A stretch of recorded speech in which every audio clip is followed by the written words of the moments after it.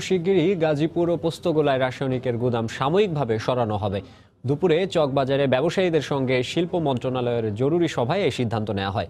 ব্যবসায়ীরা বলছেন, সরকার অবকাঠামো করে দিলে 15 দিনের মধ্যে স্থানান্তর করা সম্ভব। নিমতলী থেকে চকবাজার 10 বছরের ব্যবধান, কিন্তু কমেনি আগুনের ভয়াবহতা। এবারও আলোচনায় সেই রাসায়নিক গুদাম, আর সেই সঙ্গে উঠে আসছে গোডাউন স্থানান্তরে বারবার নানা পদক্ষেপের ব্যর্থতা। তবে এবার নড়ে চড়ে বসেছে সরকার। শিল্প মন্ত্রণালয় সচিবের নেতৃত্বে বৈঠকে গাজীপুরে 6 একর এবং শ্যামপুরে 6.17 একর সরকারি জমিতে সাময়িকভাবে দ্রুত গুদাম সরানোর প্রস্তাব এসেছে।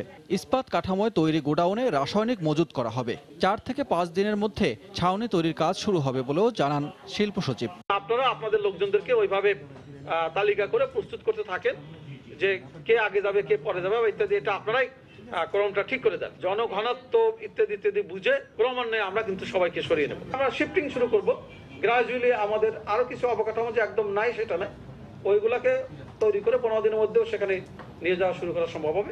এ বিষয়ে একমত হয়েছেন কেমিক্যাল ব্যবসায়ীরা।